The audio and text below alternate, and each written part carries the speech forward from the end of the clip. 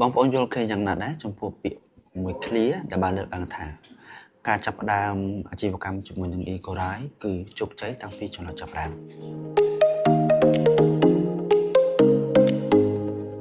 បើបងប្អូនស្គាល់ e-Corai បងប្អូននឹងយល់នឹងដឹងខ្លះៗអំពី e-Corai ហើយបើបងប្អូនមិនទាន់ស្គាល់ e-Corai ទេនៅក្នុងវីដេអូនេះនឹងធ្វើឲ្យបងប្អូនស្គាល់កាន់តែច្បាស់អំពី e-Corai ក្រុមហ៊ុន e-Corai គឺជាក្រុមហ៊ុនខ្មែរ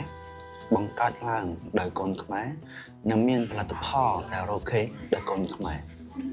ហើយដោយសារតែយើងជាផលិតផលថែរក្សានិងដោះស្រាយទៅលើបញ្ហាសុខភាពយើងក៏មើលឃើញថាភាពជោគជ័យរបស់អាជីវកម្មរបស់សមាជិកដែលចាប់ផ្ដើមជាមួយនឹង e-Corai នេះទី1ដែលយើងមើលឃើញនឹងភ្នែកហើយយើងដឹងប្រកាសនោះគឺបញ្ហាសុខភាពរបស់គាត់គឺត្រូវបានដោះស្រាយជាមួយនឹងផលិតផល e-Corai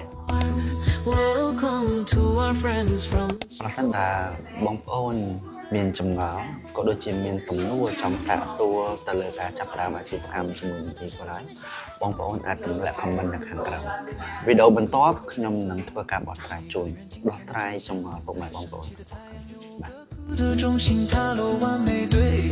ទ